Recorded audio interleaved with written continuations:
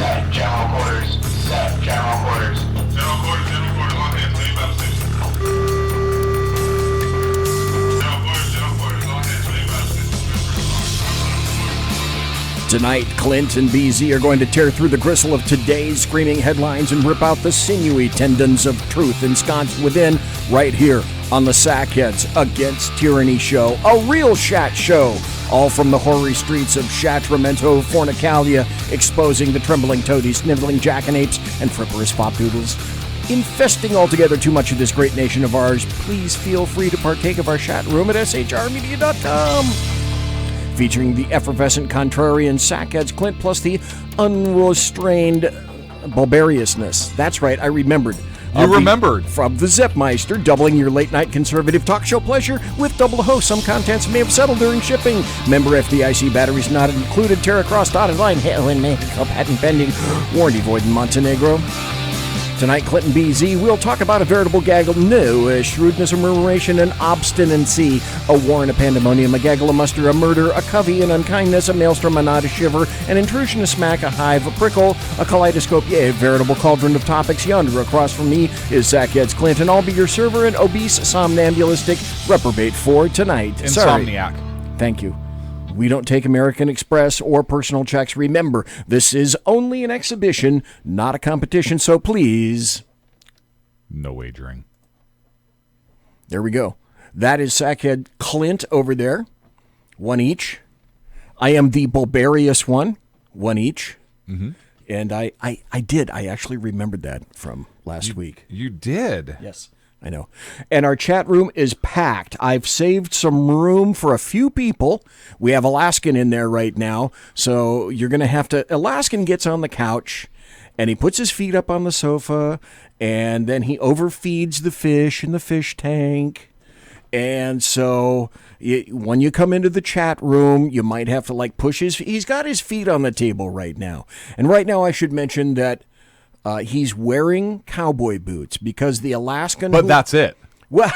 But that's it. You can't see because of the arm of the couch. Which is thank God, because this show is... Customarily, he wears Korean sewer boots in Alaska.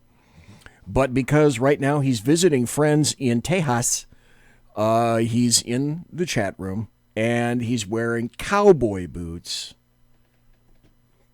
So if you get into the chat room, folks, just kind of push him aside. He will move over. He may find that, if you get my drift, the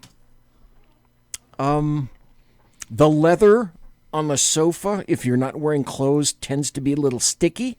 So yeah, but that's not because of the heat or humidity. That's just because of prior use. Well, that could be.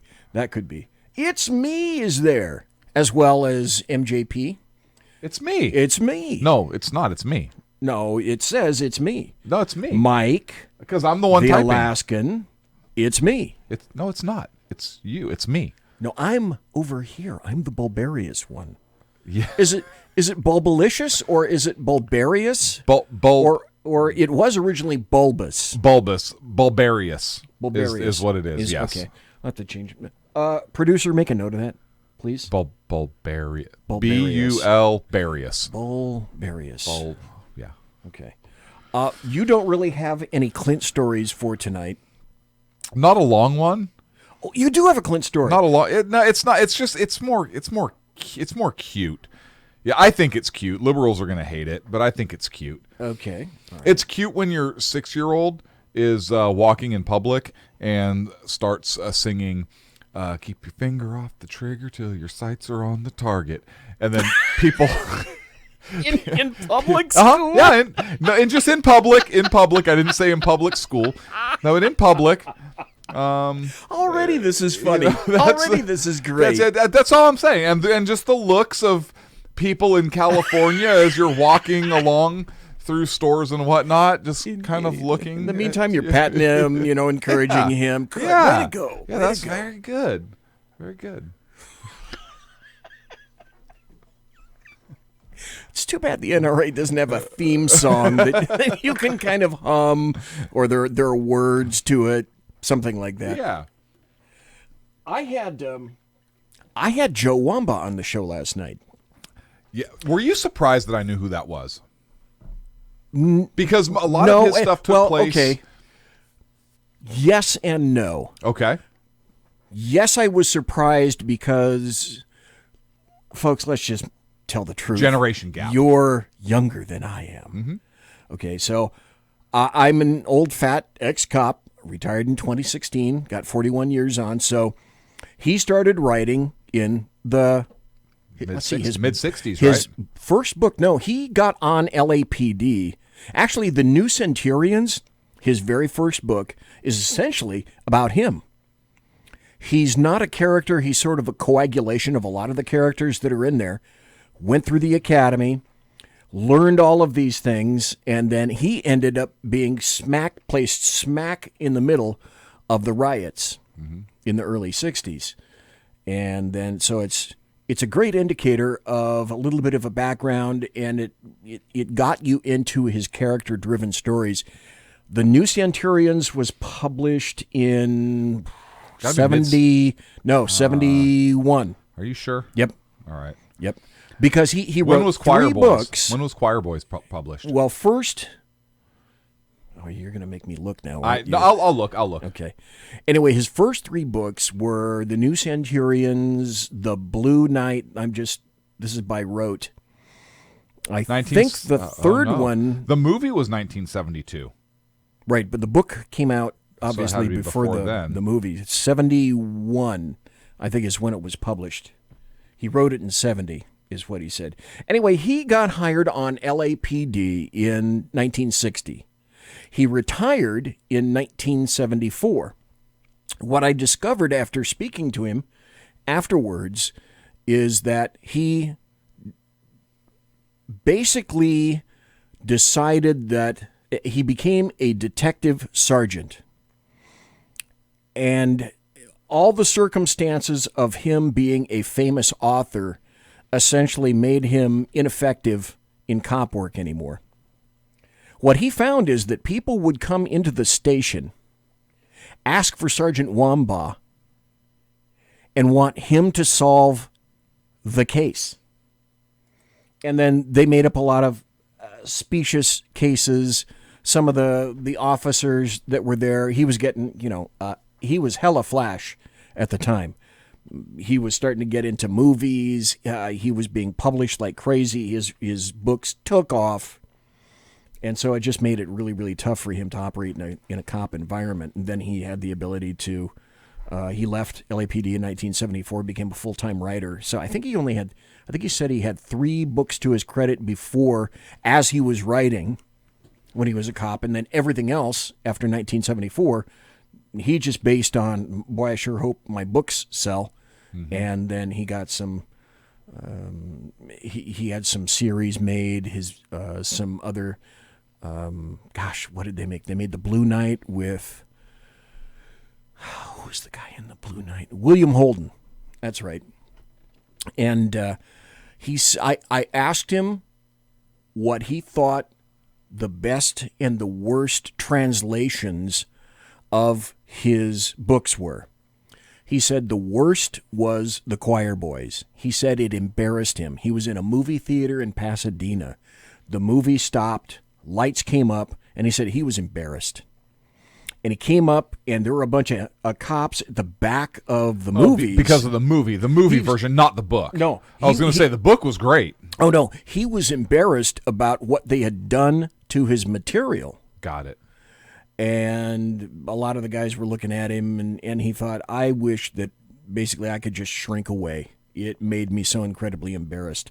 The best ones, he said, that he had involved in, or that he thought were translated the best, were the ones that he finally had the fiscal ability to get in and produce, co-produce, and have, because he had the cash then, to make sure that they kept as close to his novel as they could. He said Police Story was really good until he was no longer one of the producers.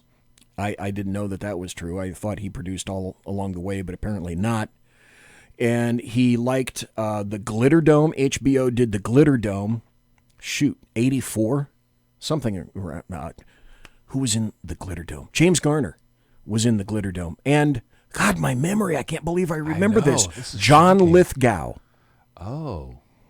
And James Garner were in the Glitter Dome. And he said, I like that. That did very well. Do you remember that they made a movie of the Onion Field? I do. That I do remember. And that, by the way... do you remember that James Woods was in that? I do.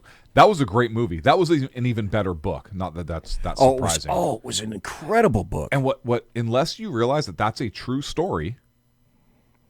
Oh, I can remember the big thing for a while was discussed. Two bad guys essentially kidnapped a couple of cops. Yeah. Took them out to an onion field, and they were just going to summarily execute them. Mm-hmm. One bad guy had the draw, so to speak, on his partner, Carl Hettinger, who survived the incident, gave up his gun to the bad guy. One of the bad guys summarily executed his partner, and Carl Hettinger took leg bail. Mm-hmm. In an onion field in Bakersfield. In an onion field in Bakersfield. And these were L.A. cops. Yep. They were LAPD cops. Ian... you're right. What was his name? McDonald?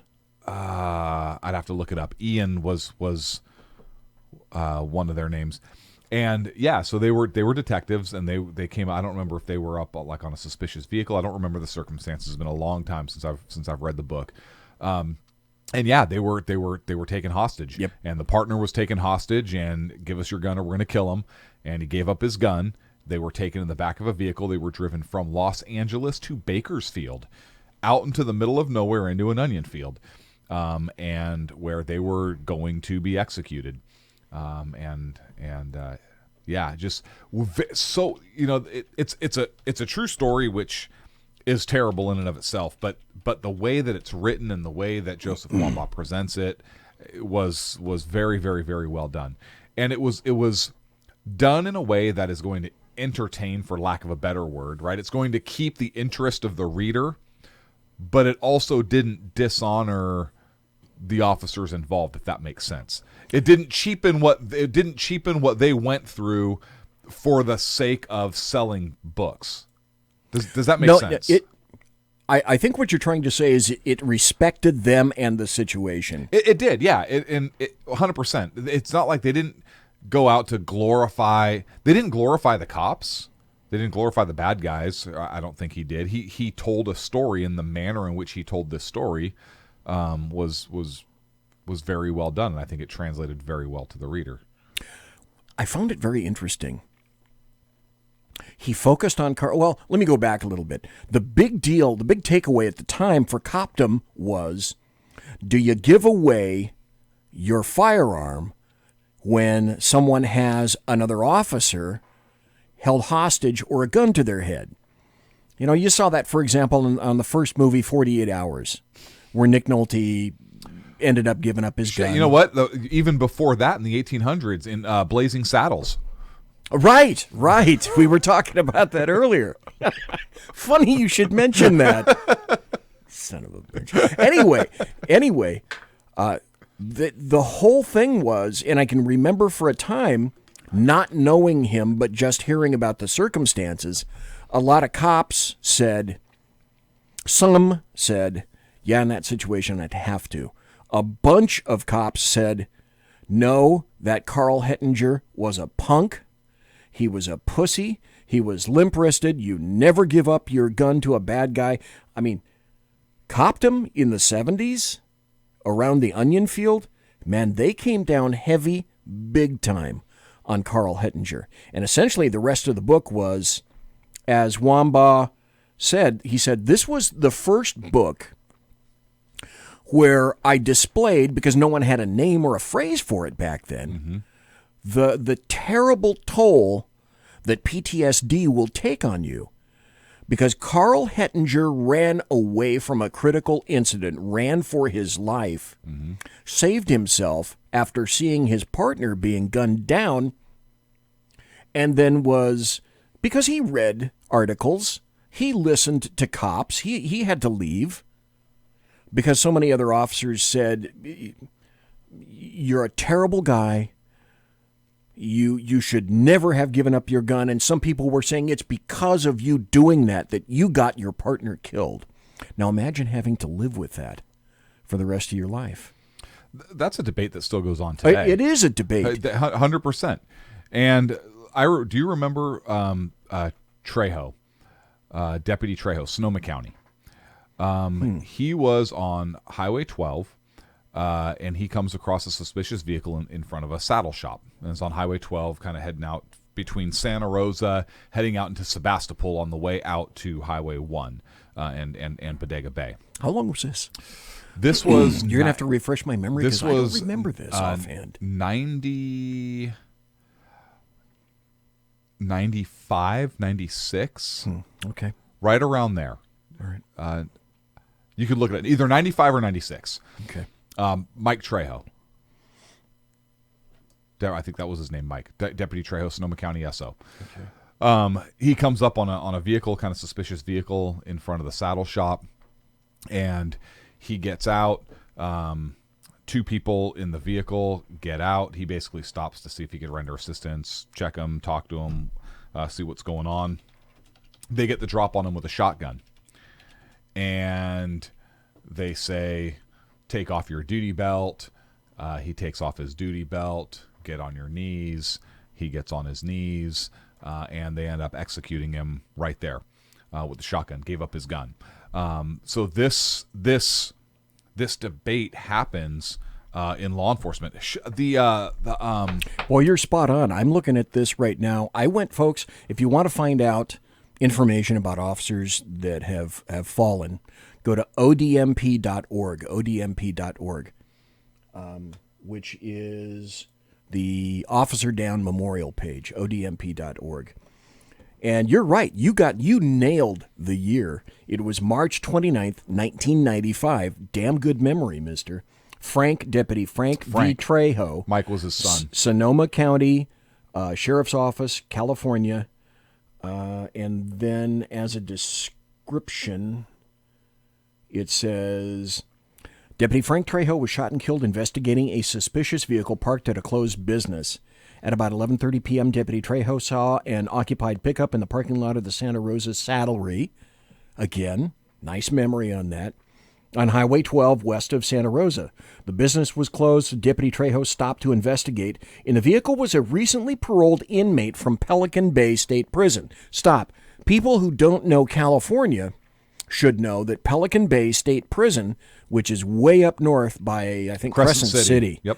Is the worst of the worst. It's where the worst inmates go that can't get along with officers, inmates. They can't get along with anybody else. Mm-hmm. Yeah, they have the special housing units. Yes, the they have the SHU up there. Anyway, he was a paroled inmate from Pelican Bay with an extensive criminal history, and he was a member of the Aryan Brotherhood, and he was with a female companion. The two occupants were casing a tavern next to the closed business, intending on committing an armed robbery.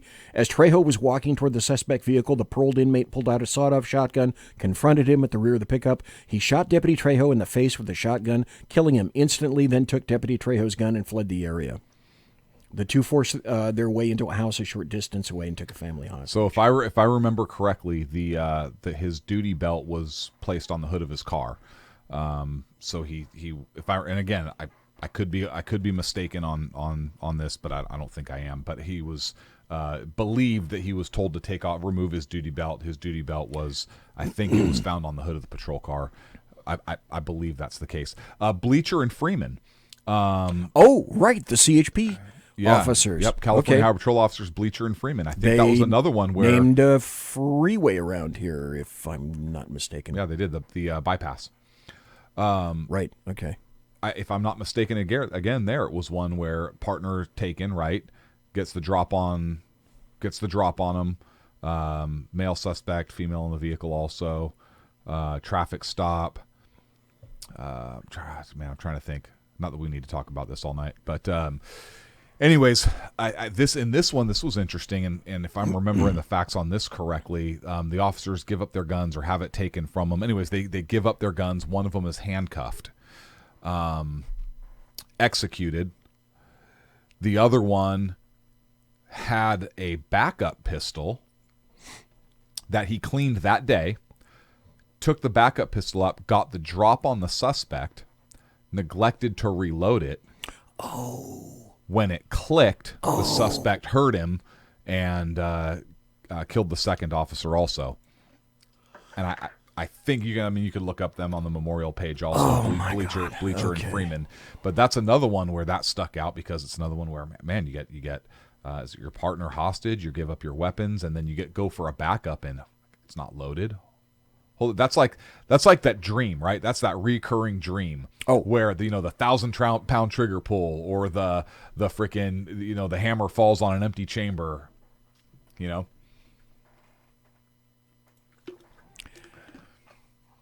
There are recurring dreams that cops have. I was raised with revolvers, so my dream, which you nailed it, whenever I have it, and the Brain Theater still to this day ships it out every once in a while just to fuck with me, just because, is I'm in some kind of a critical incident. I go for deadly force, pull it out. It is a revolver, and I'll tell you why later. And I squeeze, and nothing is happening. I can't even get the trigger pulled. So that is, if that's an endemic dream amongst a bunch of law enforcement officers, then I'm guilty. I got that bad boy. I know why, but yeah, I still have that, even after all this time. Wow, and a whole bunch of other stuff. Well, okay, enough about me. What about you? What about me? We're talking about Joseph Wambaugh. But the point was the fact that this is this in the is onion field. This in the onion field, and this is a debate that was happening all the way back to the 70s. I forget when that incident happened. The 70s. Yeah, it was in right the mid 70s. 70s. James Woods was one of the bad guys. He played a great bad guy in that. Well, so this stuff has been happening from back then. Oh. And the whole point of these stories up with Deputy Trejo and Bleacher and Freeman and so forth is this is a debate that's still going on.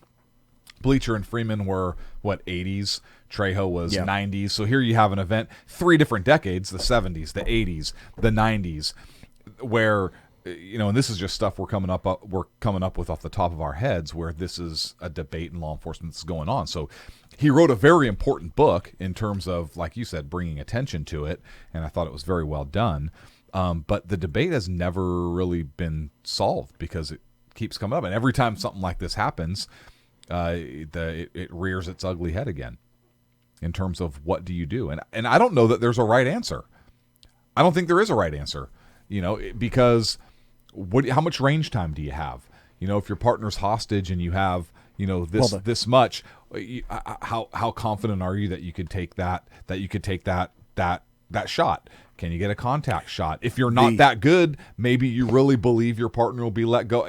That's the only people available to make a credible assessment of anything on that incident are the people involved. I agree. Absolutely. I mean, you can round table it to Monday death. morning quarterbacked the hell out of Carl Hettinger. Now, I'm looking at his bio right here. Did Carl Hettinger commit suicide? I don't remember. I know. I looking don't at remember. it right here. Did he? But through all of this stuff that went on, and I'm going to read some of it. It wouldn't surprise me. Hettinger died on May 4th, 1994 at a hospital in Bakersfield. He was 59. The cause of death was liver failure. Drinking. He drank himself to death. Yep.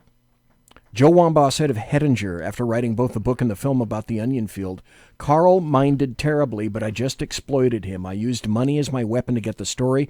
I offered him money that, for the sake of his family, he couldn't refuse. I acted that way because I thought the story was more important than Carl Hettinger, more important than me, that it was a story so important that I would have done almost anything to get it written. In reflection, rather revealing words. In 1985, Hettinger spoke for the first time about the incident. I still get uneasy. I can't sleep very well. I can still see their faces. I want to stop him, Powell, from getting back on the street. I know this man. That same year, Hettinger strongly opposed parole for Powell. Hettinger said, I'm speaking as a victim. A very good friend of mine was murdered, and the same men tried to murder me, but the death penalty was not carried out. I don't think it's right. I've been quiet too long. Was that were they Rosebird commutees? Funny you should mention that. Yes, it was the Rosebird Supreme Court. The only Supreme Court justice in California history to be recalled? Yeah, imagine that. And his partner was Ian Campbell. Ian, okay. That's the name we were trying to remember. But to go through your life like that, you in many departments, not just in California, not just kind of locally in Southern California, but I mean all across the United States, and who knows what kind of an influence it had in, I don't know, Western European countries. Oh, I'm sure they had the same media. They could read the same books. They could see the same movies. This guy was a pariah for the rest of his life. And that he made it to what I say, the age of 59? 54. 59. 59. Okay. That's pretty amazing in and of itself. Can you imagine the stress getting up each and every day, having to face that, and once being a member of a really...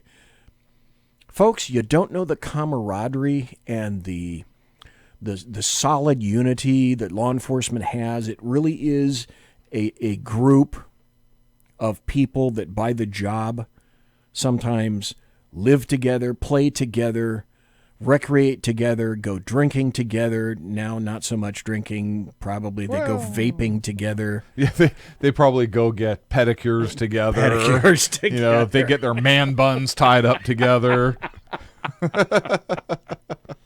But it's a closely knit group that all of a sudden after one night he could never be a member of again. And not only that, a close member, kept close by his family, his law enforcement family, he was kicked to the curb forever. He could never get back. Ever. Kind of a sad, man, I didn't expect going this way. Anyway, Joe Wambaugh said, I got a half hour. And so I initially, man, I had probably 30, 40 questions for him that I hoped I might be able to expand things a little bit. That was pretty clear. It was a half hour. So, man, did I have to cut down the questions. I had to parse left and right. But he was very kind, very thoughtful, and sent me a little email at the end. He enjoyed it. I'm not sure. He did one interview in 2019 that I could find, and that might be the last. He made it pretty clear he's not going to write any more books. He'd like to see the Hollywood Station series go somewhere. And he's just enjoying life. I think he lives in Point Loma somewhere. Okay. Which kind of overlooks, if you don't know San Diego, that overlooks like North Island, North Naval Air Station, the North Island, Coronado, the Coronado Bridge. I mean, it's shit. Beautiful. If you want to see the carriers in the fleet all day long, you can. It's a gorgeous area, and I don't begrudge him anything because he worked hard for a really long time.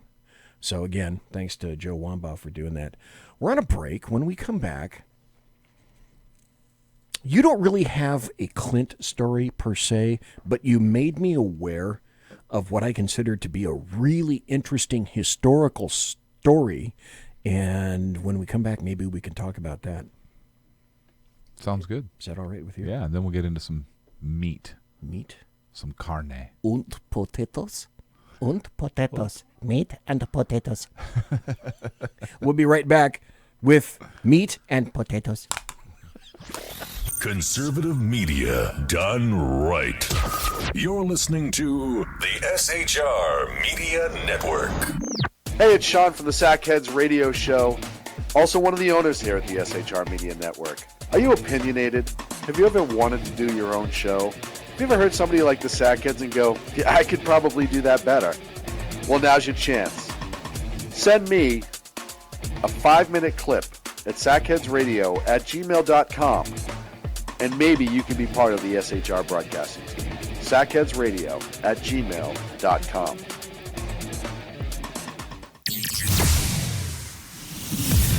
Broadcasting behind enemy lines in occupied California, a mere 2 miles from the state capital, the bloviating Zeppelin's Berserk Bobcat Saloon radio show can be heard every Tuesday and Thursday night at 8 p.m. Pacific and 11 p.m. Eastern, only on the SHR Media Network. Go to shrmedia.com to listen. You can also watch on the SHR Media Facebook page and the SHR Media YouTube channel. No goldfish were abused in the making of this ad. When dirty politicians, shadow governments, and deceptive Islam blind the world with fake stream media smoke, their only fear is one man with a cane. I'm Dave Milner. Join me through shrmedia.com, highplains.talkradio.com, and the Western Free Radio Network at Spreaker, YouTube, and iTunes for a different perspective weekly on the Unpleasant Blind Guy. And catch me on Jeff Mitchell's EDL Radio on blogtalkradio.com. There's no surrender ever, because truth is not always pleasant. Hey guys, it's Sackhead Clint. I'm excited to tell you about a brand new show here on the SHR Media Network.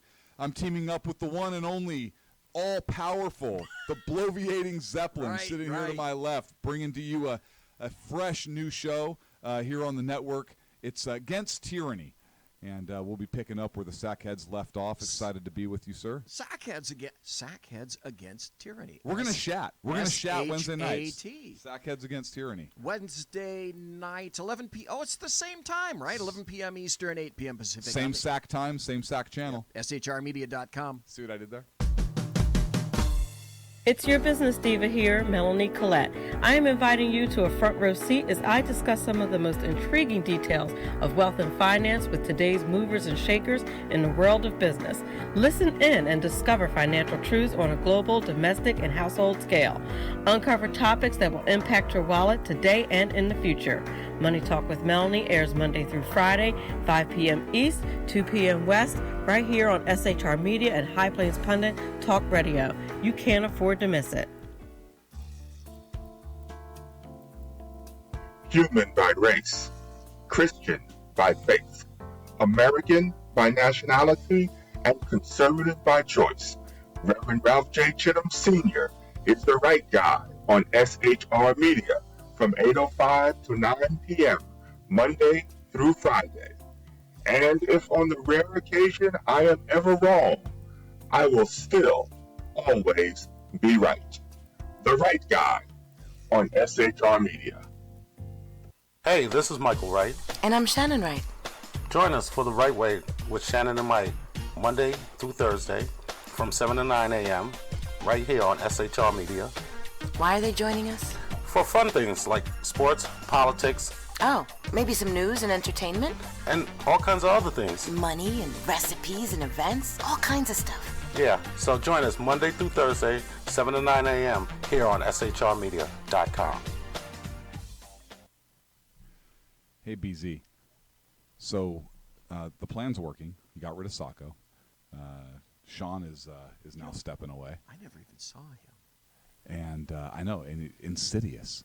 Insidious. You know, we talked about this for, for the last 3 years, and finally coming to fruition. You know I'm still in the room, right? It's almost like he's here still. Did you hear that? Yeah, it's kind of... It's amazing. It's kind of at you. It's kind of eerie. Kind of a poltergeist. Like a poltergeisty thing.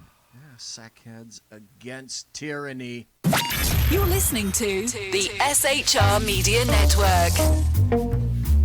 We're back. We're back. The first half hour went rather rapidly. Tonight it's me, BZ. And across from me is Contrarian Clint. One each. And we are the Sackheads Against Tyranny. And we're glad to be here. Clint, we're going to get into some history. Before we do that, any Clint stories, or shall we just jump with both feet? I gave a little taste, so that's going to have to suffice. Let's jump with both feet. Okay.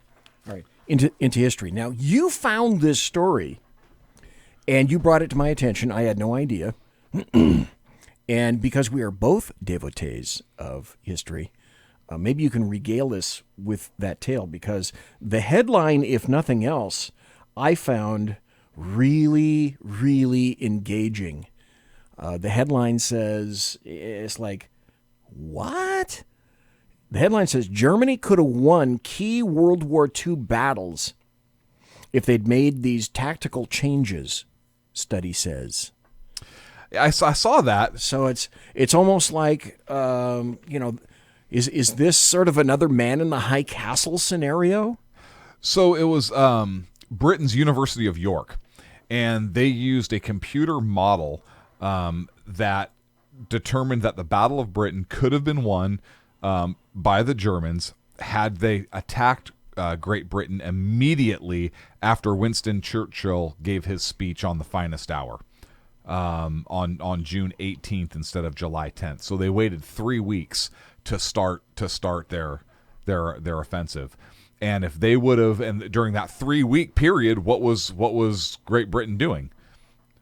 Probably stocking, marshaling, getting as many people trained, prepared. Yeah.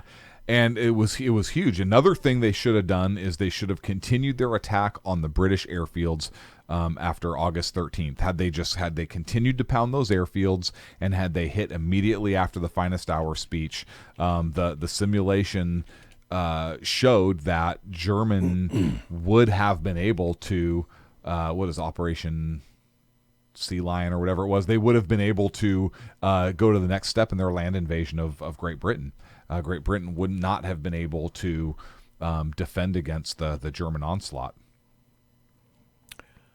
Let's see. There's a quote in here. It says, the Luftwaffe would only have been able to make the necessary bases in France available to launch an air attack on Britain in June at the earliest. So our alternative campaign brings forward the air campaign by 3 weeks. The weighted bootstrap technique allowed us to model alternative campaigns in which the Luftwaffe prolongs or contracts the different phases, I should say, of the battle and varies its target. So when I read that, what does that remind you of? Another scenario. Which other scenario? The one with Pearl Harbor. If the Japanese had been found. If they had thrown. What did they throw? 2 flights? They did. So if they had so there were a couple simulations run on Pearl Harbor. So the first one was if Japan would have launched a third wave and taken out the fuel fields there at Pearl, that would have knocked America out for a year, I think was the estimated time frame. Japan would have dominated the Pacific. I mean, the fleet would have had to retreat to San Diego at that point on the West Coast, and Japan would have owned the Pacific and potentially Hawaii. I think I told you this story. Like I have a dollar. So my family obviously was over there at the time. Everybody who listens to the show knows my family's from Hawaii. My grandfather was a Pearl Harbor survivor, so I have a lot of ties to the island. Spent a lot of time there when I was younger, and I have a dollar bill that actually has Hawaii written on the back in black lettering. It's black outline, so you can see the bill through it, and it's the seal is brown instead of red or green. And the reason for that was if the islands had been taken or fallen into Japanese hands, all of that currency would be worth zero on the world market. So Japan would not have been able to use that U.S. currency. It would have been worthless. So in the Hawaiian Islands, the U.S. issued Hawaii currency, and it said Hawaii right on the front, also in small black lettering underneath. I should bring it in and show you. I keep talking about it, but I know exactly where it is. I need to bring it in and show it to you. Absolutely love to see that. But the other simulation they ran was, what if the USS Enterprise had been closer to port, or had the Japanese been detected, or had they listened to the radar warnings? So they've gamed all of this out, and the simulations showed, and there were some top admirals and so forth who did this wargaming exercise, and what they discovered was that had the U.S. discovered the location of the Japanese fleet and pursued them and caught up to them, the U.S. losses would have been heavier because the losses would have been total losses in deep water. So the game showed that we would have lost more lives and not been able to salvage anything in terms of what was marshaled to go, because the U.S. had one carrier, if Enterprise was able to kind of get into position, and then whatever battleships and so forth they mustered out of Pearl, and the Japanese still had all their carriers and their fleet that had sailed for the attack. So in that model, they said it was actually better that the U.S. Navy was caught in Pearl, because most of those ships, a lot of those ships were able to be either raised and scrapped, or raised and repaired and sent back into service. Well, and because of the nature of battle at the time, those were ships, primarily battleships, that were outmoded completely. Yeah, they're World War I. They were World War I was fought due to a battleship navy in multiple countries. That's not how the Navy operated in World War II. Battleships were completely obsolete. Because of, as it turned out, but they essentially. didn't know that at the time. Yamamoto proved that to be the case, and especially with Pearl Harbor. Yeah, but up until that day, they believed battleships were. I mean, shit, the Germans built the Bismarck, the biggest, baddest battleship on the block. Yeah, and then it went literally in a circle when the rudder was knocked into position. Down the drain. Do you read alternate history? Some. Okay. I'm going to recommend to you, and this might be an interesting guy to get on my show. I don't know if people have made a habit of interviewing this guy. I've read a bunch of his books. If you like alternative history, this guy goes into World War II quite a bit. His name is Robert Conroy. And he wrote a book about Pearl Harbor called 1942. Then he wrote in 1945, America dropped the bombs on Hiroshima and Nagasaki, but then it turns out that didn't do it, and we had to invade the island, and what would have happened under that. Then he wrote another one, Red Inferno, 1945. He wrote 1942, 1901. God, now this reminds me that I probably should get this guy on the show and see if anyway, Robert Conroy, if you read alternate history, I've got a whole bunch of his books, and he's a guy that I would highly recommend. Are we done with alternate history? And should we go on to stuff that is matters happening right now? Yes. Okay. Nothing happened. Right. Let's see if I can get this up to the right way. What are you getting up to the right way? Joe Scarborough said earlier, that all conservatives are in a Fox News bubble, and we have, this is a quote, no idea what's coming in November. Oh, man. So everything that we've been seeing is Joe Scarborough saying that we as conservatives have no idea about what's coming in November, despite all the stuff that they've done, they've seen. I'm trying to find, here we go. Let me see if I can get into this appropriately and cut in and find the right spot. In Hollywood, they would be, they'd get confirmation. Oh, that's so smart. That's so insightful. And so as a conservative, you always had to be sharper. Here, and I think it's why conservatives learned how to win elections so much more effectively than Democrats. Now Here we are in 2020, and it's the Trumpists, it's the conservatives, it's the right wing that's created this bubble. They go into that bubble. They don't know what exists outside of that bubble as far as for making arguments. We saw this of Mitt Romney in 2012. He watched Fox News. He looked at Gallup polls and was sure he was going to win when the rest of America knew he was headed to defeat. Isn't that bizarre? Okay, let me stop right here. This guy has NDC, no damn clue. Mm-hmm. Number one, do you think Mitt Romney perched on Fox News all the time? No. Not even close. Not even remotely close. No. Because Mitt Romney was the same dude as John McCain. And I ended up hating Mitt Romney because he later told one of his sons, I don't remember which one, that all along while he was running, you know what, I'm not really all that interested in running for president. I just felt it was kind of the right thing to do at the time. You know what? You know why I think he's a sleazebag? I'll give you President Trump got him elected. Do you remember Trump went out and campaigned with it, got him elected? Oh, yeah. And now he turns around and then yeah. But it's interesting, and the reason I wanted to play this is because you have to know your enemy. And I make no bones about it. As far as I'm concerned, leftists, Democrats, the American media maggots, I shouldn't be drawing lines like that. Screw them. They're my enemy because they want to take this country down. But there's more. But wait, there's more. You got to hear more of what he says. The conservatives have now, like liberals used to, created their own echo chamber online, on Fox News, in newspapers of their choice, and it allows them to live very comfortably in their 42%. They have no idea what's coming in November. Do we have any idea what's coming? This was so funny. I had to play this. I think the reverse is exquisitely true.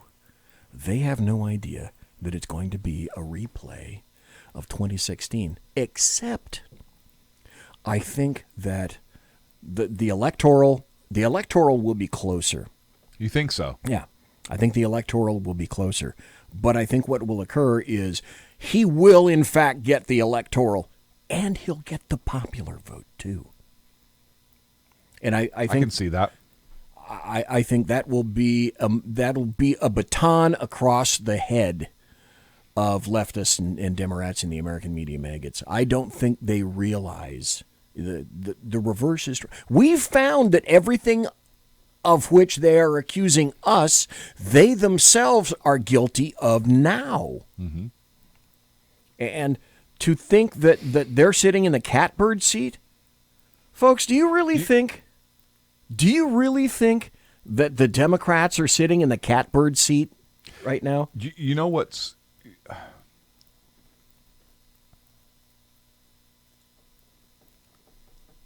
Never mind. Look, yeah. Okay. Yeah, never mind. You're going to say a bad word? No, I wasn't. I was going to offer a thought, but I'm going to reserve it. No, I'm going to reserve it for later. Yes, it's in your pocket. It's in my pocket. It's in my pocket. Now is not the time to bring it out. Now is not the time to bring it out. Okay. Yeah. I think that. Look, I really think that this impeachment push is going to hurt the Democrats. I think that a majority of Americans think that this is bullshit. I do think that some Americans are going to vote against Donald Trump because they think he's an asshole.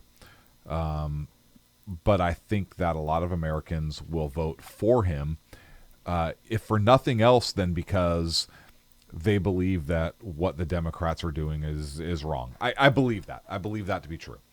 I also think that they're going to look at their pocketbooks and books and realize that they're a lot better off. Now, the interesting thing is Bill Clinton, when he was going through impeachment, and Bill Clinton came out of impeachment pretty good. He smelled. He didn't. But like Simone says in chat, the cat box. He didn't smell like a cat box when he came out. He didn't. But he wasn't up for re-election at that point, and he had a good economy going for him, and he was fairly likable. He was everything Hillary isn't. He was. He is likable, and he's a politician. Yes. He knew when to press forward and when to back off. Yes, and he knew when to work with the other side. Yes. The thing about President Trump, and look, I'm a big supporter of him. I think he has done more for our country than any president since Ronald Reagan. In quite some time. I 100% believe that, and I give Ronald Reagan the credit because of how he, I believe, should be credited for ending the Cold War. But Donald Trump is doing a phenomenal job. And if he weren't such an asshole in people's minds, I think his popularity would be way higher. But if you look at everything he did, and people tend to vote their pocketbooks. Nobody likes politicians. If anything, I think Donald Trump is more likable just for the fact that you know what you're getting with the man.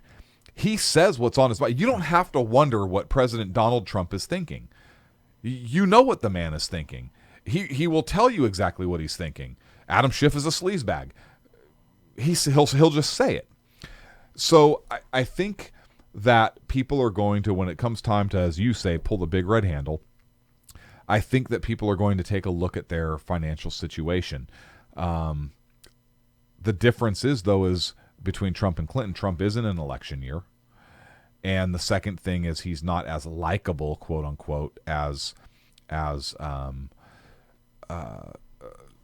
Bill Clinton. Here's what's interesting. And here's why I think this is important and why impeachment is coming in and playing a part of this. And there's so many things around this. First of all, why are the senators running against Donald Trump not recused from this process? Because they obviously cannot possibly be fair. That's a side note. And a great question. Right? Why is the Chief Justice, and I know there's nothing in the Constitution that would allow for this, but it would seem logical that the Chief Justice of the Supreme Court could say, okay, you're dismissed, you're dismissed, you're dismissed, you're dismissed. You have a horse in this race. But the Democratic field is screwed up. Would we agree on that? Oh, like I think even the Democrats. I've got a great story that illustrates that. Even the Democrats know that their field is fucked up. But here's what the Democratic National Convention has that I don't think the RNC does. The DNC has something called superdelegates. Okay. Yes, they do. And they can vote for whoever the fuck they want. And if this field of Democrats... Oh, are you talking BC?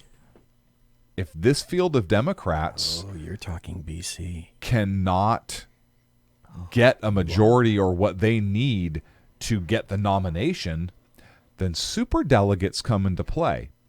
And we may end up with a Democrat nominee who is not any of these people. Can I suggest some initials? You can. And that's dangerous. And the reason that's dangerous is because if somebody else comes up against Trump who is more of a moderate, who's more what we thought Joe Biden might be, then you can have now a president who's coming out of an impeachment trial. And granted, most people know it's bullshit, but we got some moderates right now and some moderate Democrats right now who are going to go for Trump, I think. Switch it up now and put someone else who's not in the current Democratic field, who hasn't gone to crazy land, who doesn't have a bunch of sound bites from these ridiculous debates that can be used. Okay, I'm not going to throw those initials that I was thinking about out anymore. And I think Donald Trump's re-election bid just got a lot tougher. Are you going to reveal who you think that might be? No, I'm not. We're just going to have to wait and see. Because I don't know. I was first thinking, okay, Hillary Clinton, and then you went further, and then I thought, oh, no. She's got a lot of her own problems right now. She does, but she got the popular vote. And see, I was thinking when you started to go there, I was thinking, okay, brokered convention, because Hillary doesn't want to run. She just wants to be the nominee. The magic wand and go, bing, you're it. Yes. Yeah. Because all that stuff, all the rest of that stuff, that irritating stuff, that's for little people. She's not little people. She's Hillary. And that would be the second time that the DNC has screwed over. Guess who? Bernie Sanders. And they don't have to worry about the socialist label, and she will placate the far left in her campaign, and she can also try and be the moderate. And if she were smart, she could kind of use her husband's coattails a little bit if need be. But even if it's not HRC, I'm just saying insert moderate Democrat. It could be somebody that we're not even thinking of right now. That's my only. Are you may not be willing to reveal just yet, but are you thinking of anybody in particular? Anybody on that stage? Anybody on the stage of the debates? I got a long shot one that I think it is a possibility, and I think Tulsi Gabbard is a possibility in a brokered convention. She's been on Tucker's show a lot, so she's getting exposure kind of from both sides, and that's interesting. And she is so look, and let's look at her from a likability standpoint. Number one, she's likable. She's likable. She's a military. She's an officer in the military. Yep. Right in the National Guard, Hawaii National Guard, but still, she's an officer in the military. She just won a push-up competition spontaneously at one of her rallies. Missed that one. Oh, did you? I didn't even look it up. Yeah, somebody challenges her to a spontaneous push-up competition, and she wins. Okay. I completely missed that. So the military side of her, the exposure on Fox News as well as other networks, is getting her exposure to the moderates and to the Republicans and to the Republican never-Trumpers. Did you see it? Did you find it? Okay. Where is this? Tulsi Gabbard wins push-up contest at New Hampshire Town Hall. How did you miss this? I did. How the heck did you miss this? I missed this completely. Okay, so I want to see if there's any kind of... So I think that she, let me know when you get it, because I don't want dead air to happen right now, but I think she's a dark horse candidate. But look at the exposure she's getting right now in terms of where she's appearing and what she's doing. What did she just do recently? I sent you the article today. That is going to fire conservatives up. What did she do? Oh, no, let's not Bigfoot that just yet. Okay, all right. Let's save that for the number one right after the break. Okay. But now I found it. And okay. I think there's a sound cut in this. Okay. So do you want to do the setup or you want me to read it? No, go ahead. Go ahead and read it. Okay. So Tulsi Gabbard, Hawaii Democrat, came prepared for an unexpected push-up contest after she was challenged at a New Hampshire town hall. Gabbard, a combat veteran who served in Iraq and a member of the Hawaii Army National Guard, previously shared videos of her workout routine on social media. So here's the video. Let me see. You gonna link it in chat? Let me see if this has good audio on it. Let's see. Oh, come on. There we go. Now, do it.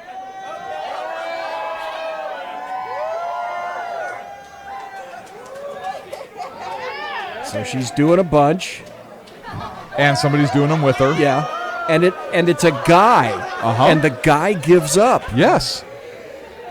And then she gives him the 3 count. So look, I missed that. I don't know how the hell you missed that. I did. So these are the things. Look, that's the kind of stuff that speaks to people who would traditionally vote Republican or conservative, because she can do that kind of stuff. That's like regular person stuff, for lack of a better term, if that makes sense. That's almost like when Bill Clinton played the saxophone on the Arsenio Hall show. Yeah, and people asking what kind of underwear he had. Right? People ask, yeah. But it made him look like just a regular person, right? Yeah. Like man, I can relate to that guy. That was cool. When Bill Clinton played the saxophone on the late night television show, he won the election. So many people, that was such a big deal, I think, that was a major part of his personality that made him so likable. That, and he played clips of George Bush Sr. saying, "Read my lips, no new taxes," and then he passed the taxes. Screwed him. He lost his second term. So I bring up Tulsi Gabbard for those reasons. Now, policy-wise, do I agree with her? Of course not. Right? She is horrible on 2A issues. She's a Democrat from Hawaii. Of course she's going to be horrible on 2A issues. But has she been talking about that? No. No, she hasn't. There are all these things she's not talking about. She's playing very middle of the road. She's getting exposure on these other networks. I would not be surprised if in a brokered convention, the Democrats kind of sit down and say, okay, who do we think can pull some of these conservative votes and probably beat Trump? A woman, a combat veteran,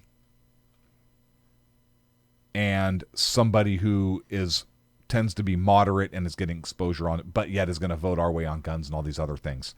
I could see that. We're going to have to go to a break. When we come back, Jack came into chat. Now, I know for a fact that Jack Alexander thinks that later on this year, in some fashion, unless he's changed, the last I heard is Jack believes that Hillary's going to come out of the wings. And I've got a story about that. She might. And then the interesting point is, Simone in chat said, that's why Trump is likable. We can all relate to some part of him. Mm-hmm. And the part that pushes back and doesn't take any crap resonates in a lot of us. It does. Right now. And you have to admit, as someone that I know and love once said, he's an asshole, but he's our asshole. Conservative media done right. You're listening to the SHR Media Network. Hey, it's Sean from the Sackheads Radio Show, also one of the owners here at the SHR Media Network. Are you opinionated? Have you ever wanted to do your own show? Have you ever heard somebody like the Sackheads and go, yeah, I could probably do that better? Well, now's your chance. Send me a 5-minute clip at sackheadsradio@gmail.com, and maybe you can be part of the SHR broadcasting team. sackheadsradio@gmail.com.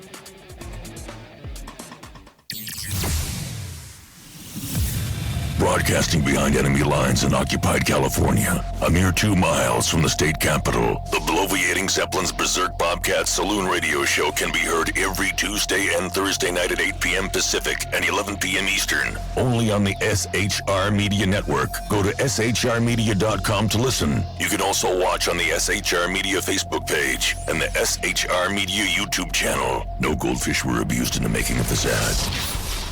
When dirty politicians, shadow governments, and deceptive Islam blind the world with fake stream media smoke, their only fear is one man with a cane. I'm Dave Milner. Join me through shrmedia.com, highplanestalkradio.com, and the Western Free Radio Network at Spreaker, YouTube, and iTunes for a different perspective weekly on the Unpleasant Blind Guy. And catch me on Jeff Mitchell's EDL Radio on blogtalkradio.com. There's no surrender ever, because truth is not always pleasant. Hey guys, it's Sackhead Clint. I'm excited to tell you about a brand new show here on the SHR Media Network. I'm teaming up with the one and only all-powerful, the bloviating Zeppelin, sitting here to my left, bringing to you a fresh new show here on the network. It's Against Tyranny. And we'll be picking up where the Sackheads left off. Excited to be with you, sir. Sackheads against tyranny. We're going to chat. We're going to chat Wednesday nights. S-H-A-T. Sackheads Against Tyranny. Wednesday night, 11 p.m. Oh, it's the same time, right? 11 p.m. Eastern, 8 p.m. Pacific. Same SAC time, same SAC channel. SHRmedia.com. See what I did there? It's your business diva here, Melanie Collette. I am inviting you to a front row seat as I discuss some of the most intriguing details of wealth and finance with today's movers and shakers in the world of business. Listen in and discover financial truths on a global, domestic, and household scale. Uncover topics that will impact your wallet today and in the future. Money Talk with Melanie airs Monday through Friday, 5 p.m. East, 2 p.m. West, right here on SHR Media and High Plains Pundit Talk Radio. You can't afford to miss it. Human by race, Christian by faith, American by nationality, and conservative by choice. Reverend Ralph J. Chittum Sr. is the right guy on SHR Media from 8:05 to 9 p.m. Monday through Friday. And if on the rare occasion I am ever wrong, I will still always be right. The right guy on SHR Media. Hey, this is Michael Wright. And I'm Shannon Wright. Join us for The Right Way with Shannon and Mike, Monday through Thursday, from 7 to 9 a.m. right here on SHR Media. Why are they joining us? For fun things like sports, politics. Oh, maybe some news and entertainment? And all kinds of other things. Money and recipes and events, all kinds of stuff. Yeah, so join us Monday through Thursday, 7 to 9 a.m. here on shrmedia.com. Hey, BZ. So the plan's working. You got rid of Sacco. Sean is now stepping away. I never even saw him. And I know, and insidious. You know, we talked about this for for the last 3 years, and finally coming to fruition. You know I'm still in the room, right?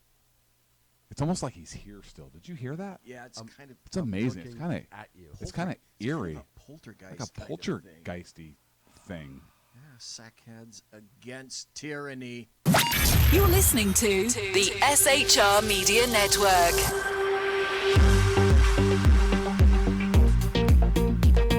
Well, shoot, we're back. Bang. We're back. We had a great conversation. We did. Some of the best conversations happen off mic. Off mic. Look, one of the things we were talking about, and this is 100% you true. guys don't get to hear them, but you're going to. Yeah. I'm just going to recap it real quick, because it was actually a really nice conversation. It was, and I don't look. I would nicely taken. I would not vote for Tulsi Gabbard over Donald Trump. I wouldn't. That being said, I like Tulsi Gabbard, like as a person. And we were both saying that if, for whatever reason, if she was on the phone right now or in our studio right there at another microphone, we feel that we could have a good conversation with her. We would have a respectful conversation. It could be a debate. She would call us wrong. We would call her wrong. But she would still respect our stance, and we would respect her stance if for no other reason than she was here willing to discuss it with us and not just say, fuck you, and move along. And I believe she would. I believe that and here's the other thing that we talked about. I think she is the person, just based on her service and the pride that she has and the job that she has done and continues to do in service of the country. I believe she genuinely wants to serve the country. I get that feel from her. I believe that to be true. I do. I completely agree. I think she is. And she would fight. And she's a proud American. She is. She just has different views. She has, which we disagree with. But I believe. But that's okay. I believe that she would fight and die for our ability to sit here and disagree with her. And we would do the just same as we for would her. fight and die for her. Absolutely. Whereas most of these from Democrats, a position of respect. Right. Most of these Democrats, though, aren't like that. They don't believe in service before self. They don't believe in any of that stuff, and she does. And that's why I think Donald Trump would have a difficult time against her. So again, I really like her. I respect her and the job she does. Disagree with her. I would not vote for her over Donald Trump, but I do like her. You had a story, speaking of Tulsi Gabbard, and then I have one little story, and then I want to get into impeachment if you're good with that. Yeah. You got to go ahead. I sent it to you, but I want you to tell it because I pictured you just giggling and giggling when I sent that to you. Yeah. And your response was great. I'm trying to find the video, and I might have to wait for that for a second. Anyway, you sent the story to me, and the headline is Gabbard hits Clinton. Tulsi Gabbard hits Hillary Clinton, not Bill, with a $50 million defamation lawsuit over awesome. Russian asset remarks. And this stemmed from a radio interview that Hillary Clinton had with some leftist radio, whoever the hell they were. It wasn't a video per se, it was audio from a podcast or a radio show. So she's accusing former Secretary of State Hillary Clinton of deliberately spreading false accusations that Gabbard is a Russian asset because in her interview, that's what she said in a lawsuit seeking upwards of $50 million in damages. During an October 2019 interview with the podcast Campaign HQ with David Plouffe, Clinton suggested the 2020 presidential candidate was, quote, this is a quote, the favorite of the Russians and, quote, a Russian asset. You can't get any more plain than that. No. So she said, obviously, these have no grounds in reality whatsoever. And further, the suit says, she full well knew that at the time and still said it. Now that marks the clear delineation between your suit's not going anywhere. Now you have to prove somehow that you feel that she knew this and made the statement anyway. So that leads me to believe Tulsi may have something in a briefcase somewhere with some kind of proof, or I don't think she really would have gone with the lawsuit. But if she was anywhere, now here's where all the damn dynamics come out. Because now we're talking about Gabbard, we're talking about Hillary Clinton, and now we're talking about Bernie Sanders. And in terms of all three of those, and I forgot, Elizabeth Warren. Pocahontas, now as Trump calls her. There are shots being fired back and forth between all of these people. Mm-hmm. Warren is claiming that Bernie Sanders said a female wouldn't be a good president.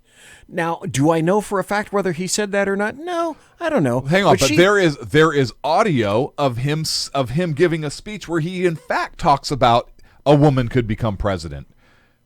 So now you've got both camps, the Bernie camp and the Warren camp, firing shots back and forth at each other, because I have not heard any audio of that. And I haven't heard any video. I think Mark Levin. I think it was Mark Levin's show that actually played the audio of Bernie Sanders talking about a woman could become president. Okay, so we haven't heard anything.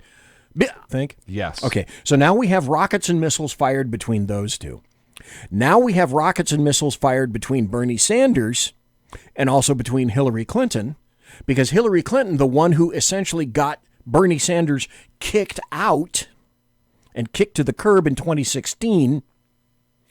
Now, she and Bernie are having a bit of a tete-a-tete.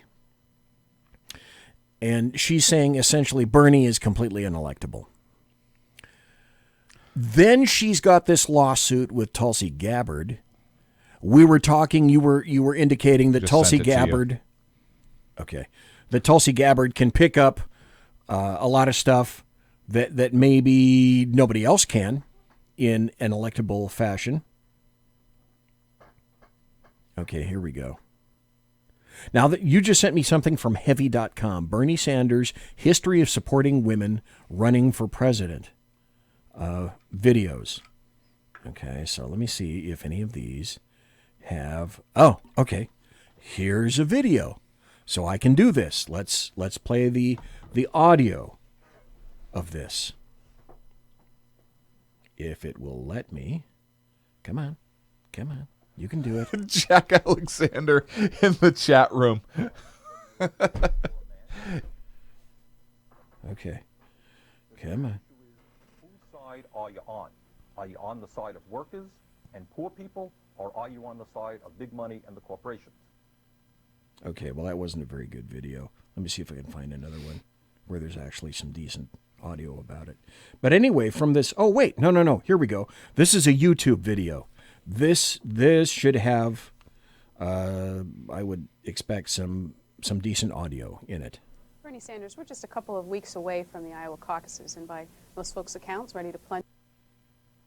Come on. What happened? Come on. What did you do? Come on. Into the political There we process, go. the process of electing a president here in the United States. What did from you your do? perspective in that job, what kind of a person would you like to see as president of the United States? Well, I would like to see somebody who has the guts to begin to stand up to the people who own this country, to recognize that in our nation today we have an extreme disparity between the rich and the poor, that elections are bought and sold and controlled by people who have huge sums of money. So my first concern is to have a president who has the courage to look reality in the face and say that... This is... He's going to get to it, and this keeps coming in and out. But basically, this is the Bernie then in the 90s is Bernie of 2020. Yeah, he hasn't changed. Bernie hasn't changed. He hasn't changed. Not at all. Soviet Union's great. Yeah. Let's do this. Yeah, socialism, what a wonderful thing. That'll work out so well for us. I know we want to get into impeachment. I have one little story to get to first. Have you seen that a study came out, and they're saying that Mars, the water may be evaporating faster than they thought. So I read this story, and here's what. Yeah, so Mars may well have liquid water. Mars at or needs near women. surface. A new study suggests that the water vapor, which is escaping from the surface of the planet, is evaporating faster than it thought. So Mars, it is now being discovered, is losing water and water vapor at a much faster rate than originally being thought. Okay, are they trying to hint that it's creating an atmosphere then? No, but what struck me about this is what I thought. Oh, fuck. Global warming.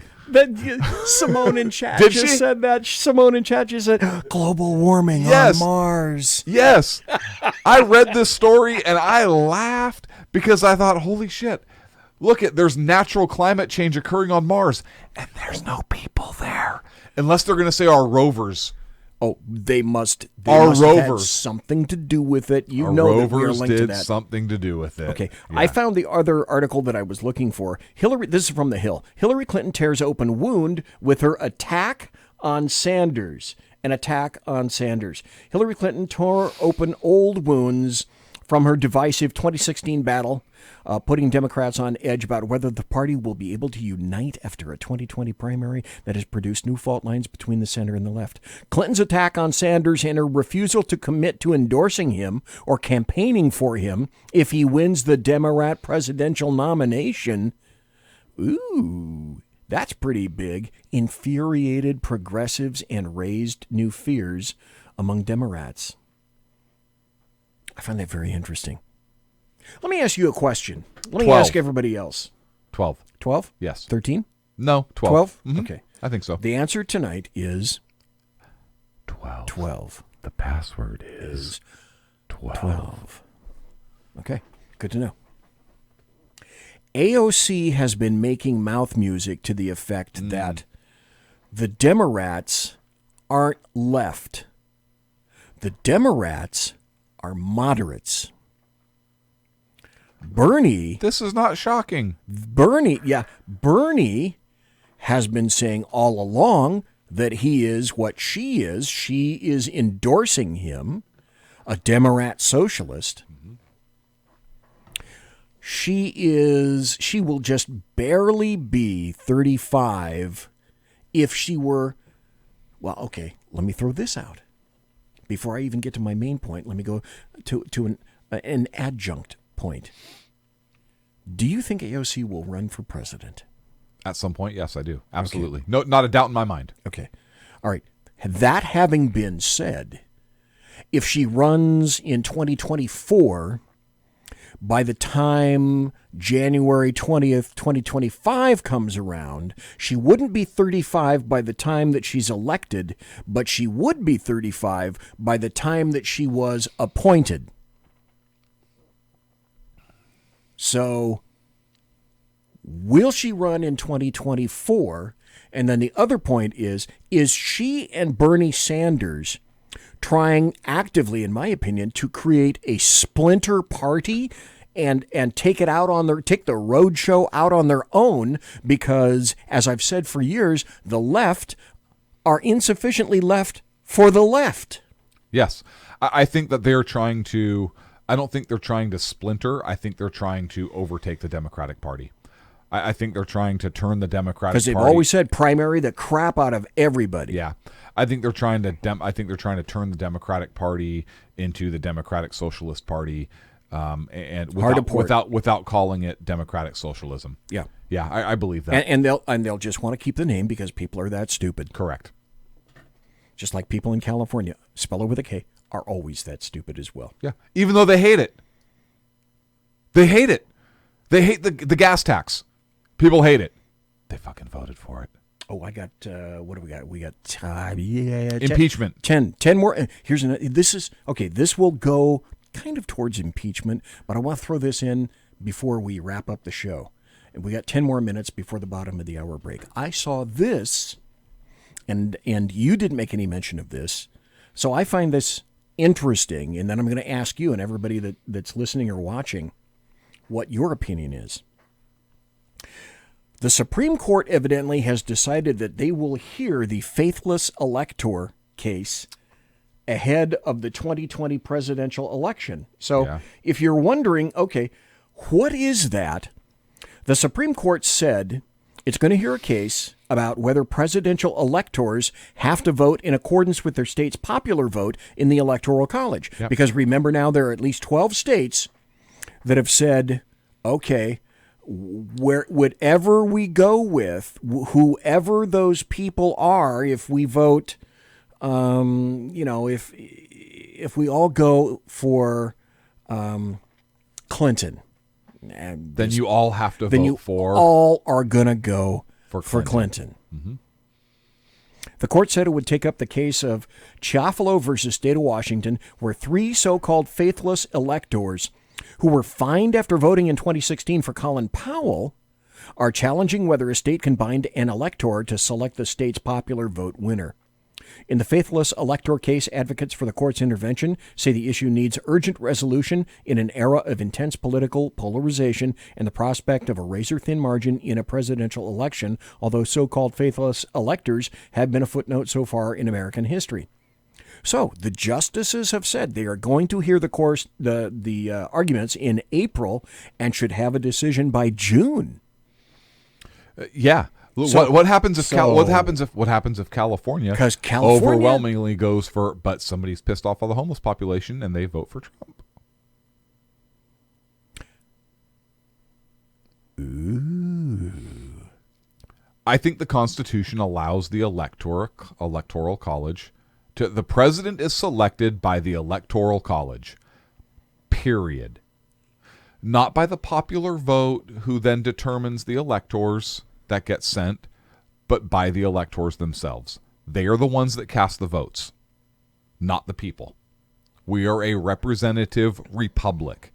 We are not a democracy. See, but people think that because they elect senators and Congress, Which they shouldn't elect senators either. No, that's right. That's right. That's an interesting point. The original intent was that the House elects the senators. The states elect the senators. Yes.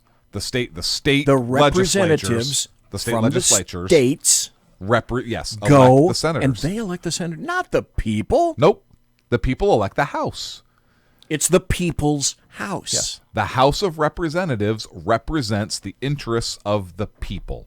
The Senate is supposed to represent the interest of the states.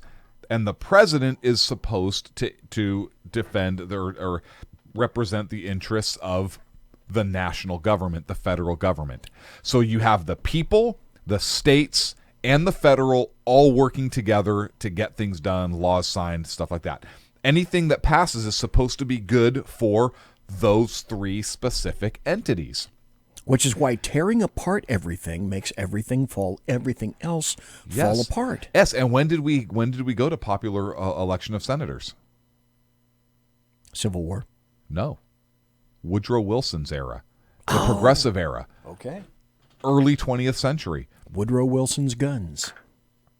That's when that happened, because they wanted to move us away from a representative republic and more towards a pure democracy. And the thing they said is, oh, well, it's corrupt. Selection of senators is corrupt. That was what they used in order to pass this amendment to the Constitution through, in order to change it to where senators are popularly elected. Now, what is the point of the Senate? Well, wait. Yes, that. Plus, people also make the assumption, well, if I vote for a senator, that's who it is. If I vote for my Congress critter, that's who it is. And if I vote for a president, no, the Electoral College takes precedence. But it's only worked against them twice. Yep. Trump, Bush, that's it. And they're willing to tear down the system for 2 instances in history where it worked against them. Mm-hmm. So screw it, tear it all down. Rule of law can go to hell. It's already torn down anyways. I mean, we haven't, to a degree. Yeah, we haven't been the same since the states no longer. Do you think Obamacare really would have passed the Senate and the burden that puts on the states if the states were truly represented in that body? Of course not. Obamacare would have failed. Oh well, and there was a new There was a new law that came out that really did put the final coffin nail in Obamacare. It came out within the last week. Yeah. Or so. Well, once they strip the individual mandate out, then it was. Then it's no longer a tax. It's no longer a tax, and if it's no longer a tax, remember that's the whole reason Obamacare stood up because it was called a tax, even though it's bullshit. It wasn't. It was a fee. It was a fee or a fine, right? But they called it a tax. That's right. You're right. That more accurately, it's a fine. Yeah. Yes, but they called it a tax. Okay, it's Justice Roberts. You called it a tax, but now that that's stripped out, Obamacare can't stand because the whole reason the Supreme Court upheld it is based on that. Let's talk impeachment. Okay. You want to? Yeah, go for it. The House finally submitted the articles of impeachment and sent their managers, a whole bunch of very, very fair-minded individuals. Which is good, right? That's good. The House sent all fair. Because they're fair. Yeah, they're fair, right? They sent an equal number of Republicans and Democrats to put their case on to the Senate, which is good. That's fair. Or not, they didn't do that at all. Mitch McConnell, staying true to his word, was able to stave off all of the jackassery that Chuck Schumer was trying to ram through all the amendments and so forth. And we heard opening arguments. We've heard Adam Schiff's gas bag for the last 2 days. Oh, these people just keep basically rambling. Chief Justice Roberts had to admonish both sides. Yeah, he did. He had to be the referee today. He did. Lindsey Graham has grown on me a lot. I was wondering what that little lump underneath your sweatshirt was. It's a Lindsey Graham. Because it looks like it has blonde hair. Yeah. Look, Lindsey Graham used to, and we talked about this last time, last right? show, About what his I turning played point 5 was. minutes of how he got to where he is now. This guy is calling the Democrats out. I think my favorite part so far was when Jay Sekulow was calling Adam Schiff out line by line by line, and Adam Schiff was sitting there staring at him. I think he was shocked because it was almost like he was on trial at that point instead of President Trump being on trial at this point. And question, BZ. Sir. I don't think it's any secret to any fair-minded Americans. Obviously, if you're just a leftist hack who believes everything you hear on CNN or anything like that, then obviously this is a legitimate impeachment, right? In your mind. But I don't think any fair-minded American who really kind of looks at how this whole process played out can think that this was fair or that due process was followed or that the House was above bar on anything. How could the Chief Justice, because a regular judge could in a regular court hearings, right? Jury trial, if something's the judge can throw the case out. Now the trial declare summary judgment. Right. Now the trial occurs in the Senate, but it's still presided over by a judge. So in a jury trial, a trial is held in a courtroom overseen by a judge. A judge can throw the case out. So if a trial takes place in the Senate and it's presided over by a judge, could President Trump's legal team not petition the Chief Justice to throw it out? I think it's such a we got to do. I don't think it's ever been done. No, that's my point. Is a lot of the stuff that's going on right now is so nebulous and has never been really addressed before. Because we've impeached two people, two presidents, two presidents. That's it. Wanted to get around Nixon. Nixon skated out on his helicopter. So this is all new territory. It's all very new territory. We got to take a break. We're going to come right back. You mentioned Jay Sekulow. I have a minute and a half of Jay Sekulow talking, making 3 really great fundamental points, and that's from yesterday. So we got the final half hour of the Sackheads Against Tyranny, a real Shat show, coming up.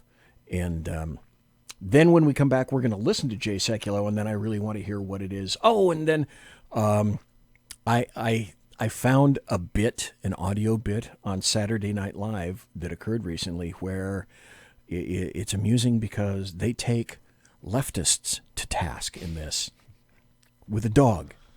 And so we'll be right back after this. Conservative media done right. You're listening to the SHR Media Network. From a public locker inside a dilapidated Long Island rail station comes a show designed to piss off liberals using truth, facts, and ridicule. The Lid Radio Show, featuring the conservative voice from the People's Republic of New York, the Lid himself, Jeff Dunitz. Tune in every Wednesday at 2 p.m. Eastern, 11 a.m. Pacific on the SHR Media Network. Go to shrmedia.com. At Lid Radio, we fight for the truth, justice, and a good kosher T-bone. If you don't listen, Hillary Clinton might sneak into your bedroom in her housecoat late at night and blame you for her election loss. It's the Lid Radio Show with Jeff Dunitz. For 50 years, I've seen the American people blinded by corrupt politicians, a lapdog media, and deceptive Islam. The one thing the elites fear is one man with a cane. I'm Dave Milner. Join me through Spreaker, iTunes, and SoundCloud, through SHR Media and the Western Free Radio Network, for half a century of experienced perspective on political and social issues, weekly on The Unpleasant Blind Guy. And catch me on Jeff Mitchell's EDL Radio on blogtalkradio.com. There's no surrender, ever. Because truth is not always pleasant. This is Shannon Wright of The Right Way with Shannon and Mike in the AM. Mike's not here, so I gotta talk fast. You gotta join us. Fall season. Getting ready to start up with a whole bunch of new stuff. News and food and politics and sports and entertainment and a whole bunch of stuff. But wait, Mike's coming. I gotta go. Remember, Shannon and Mike in the AM on SHR Media, Monday through Thursday, 7 to 9 a.m. Make sure you tune in. Featuring right thinking from a left brain and doing the job the American maggots won't. BZ is fundamentally changing America, one diaper at a time. Just when safety pin manufacturers are running out of metal for the diapers of the leftists, where the speech is free, but the drinks are not. The Bloviating Zeppelin's Berserk Bobcat Saloon can be heard every Tuesday and Thursday night, commencing at 11 p.m. Eastern and 8 p.m. Pacific, where pushback is a requisite art form in and of itself. Let your ossicles be truly liberated when you listen to the Bloviating Zeppelin's Berserk Bobcat Saloon, only on SHR Media Network. No ferrets were harmed in the making of this ad. Join me, Jack Alexander, for the Jack Alexander Experiment podcast, as I take a unique outsider's look at the issues affecting the USA. I fearlessly take on the issues that everyone else is too scared to touch. The Jack Alexander Experiment podcast is available wherever good podcasts can be found, like Spreaker, iHeartRadio, and Google Podcast. The Jack Alexander Experiment, because it's not a matter of left versus right, it's a matter of right versus wrong. It's your business diva here, Melanie Collette. I am inviting you to a front row seat as I discuss some of the most intriguing details of wealth and finance with today's movers and shakers in the world of business. Listen in and discover financial truths on a global, domestic, and household scale. Uncover topics that will impact your wallet today and in the future. Money Talk with Melanie airs Monday through Friday, 5 p.m. East, 2 p.m. West, right here on SHR Media and High Plains Pundit Talk Radio. You can't afford to miss it. Featuring the effervescent contrarian sackheads Clint plus the unrestrained bulbosity of BZ, the Sackheads Against Tyranny is a real Shat show. Doubling your late-night conservative talk show pleasure with double the hosts, you can listen every Wednesday night at 8 p.m. Pacific, 11 p.m. Eastern. Please note, some contents may have settled during shipping. Member FDIC, batteries not included, warranty void in Montenegro. Conservative media done right. You're listening to the SHR Media Network. And we're back.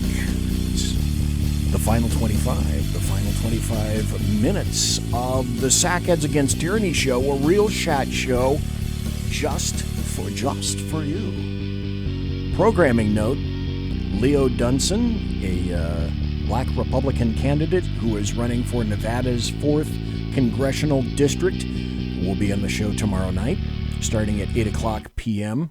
Pacific.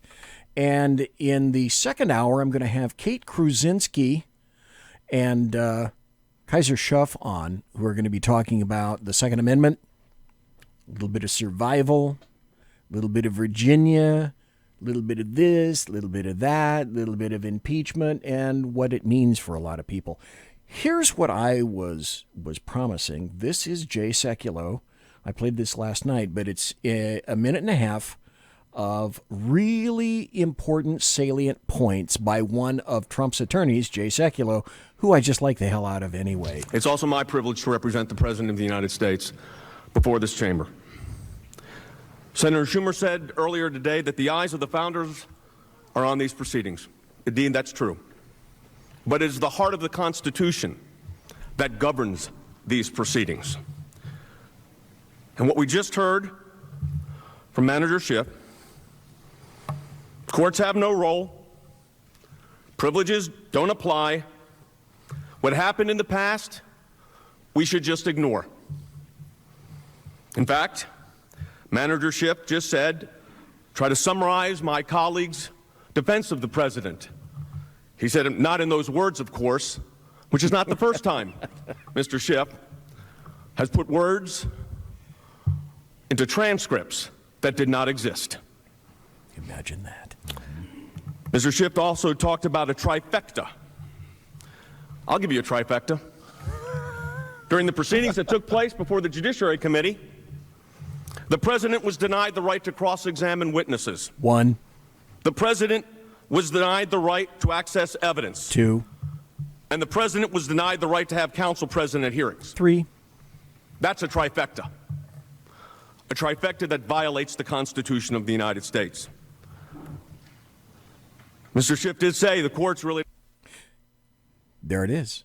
Summed up perfectly, I would wager. The perfect trifecta. So, you wanted to talk impeachment. I tweeted this out, and I'm not going to use the words I used in the tweet. I'm going to make it nicer. But I'm done with watching the hearings. Physically, numerically, here's what it takes. To convict Trump of impeachment, it takes 2/3 of the Senate. Numerically, that is 67 senators. Yes. If 67 senators, no matter what is said during this bulk of time, agree, then Trump is not impeached. And Trump moves on down the road as if this didn't occur because... No, if 66 senators... Okay. If 66 senators, yes. Okay. Good point. Think he did it. You could have 66 senators say, yes, he should be impeached. Yeah. And then one away. Nothing happens. No.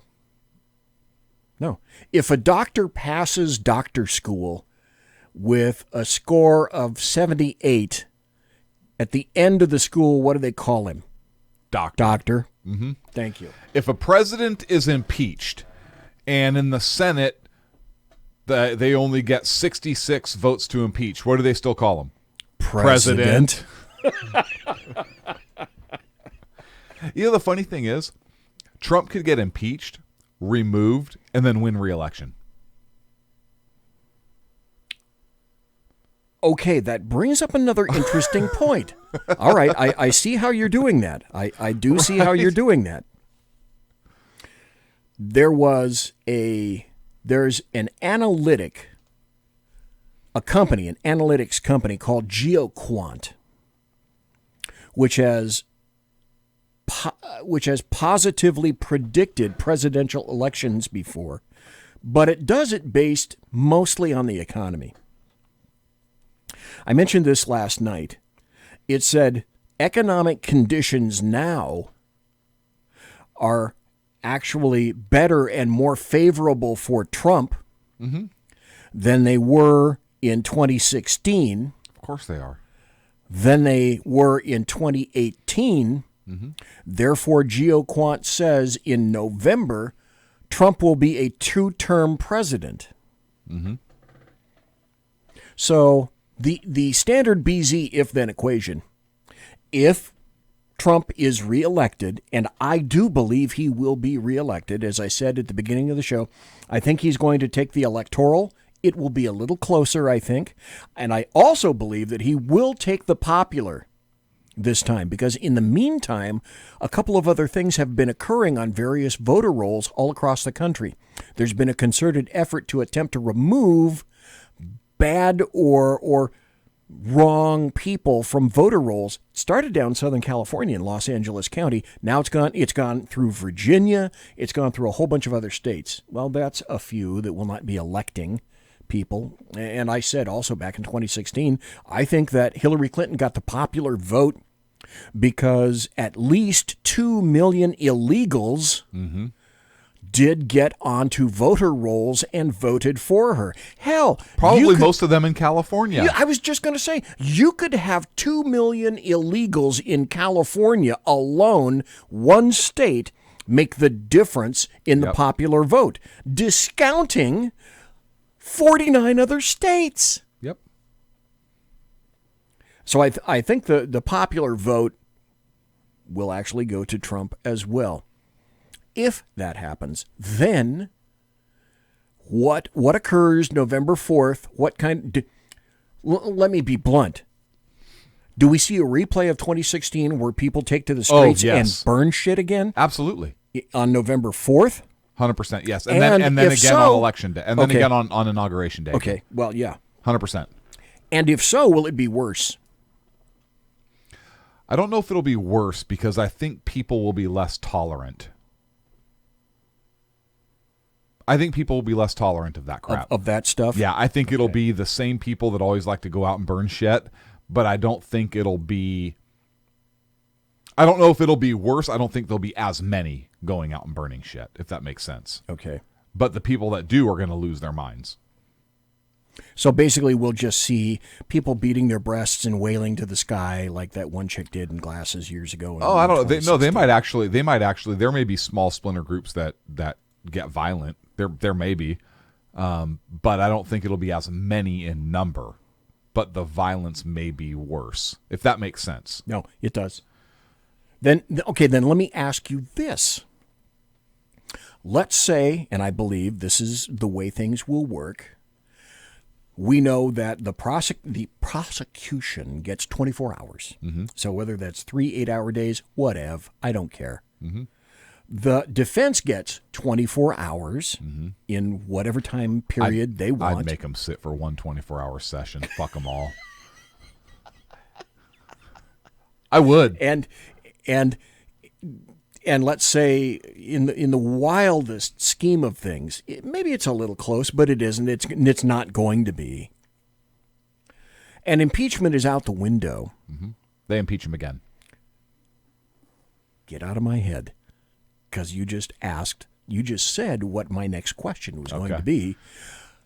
Then January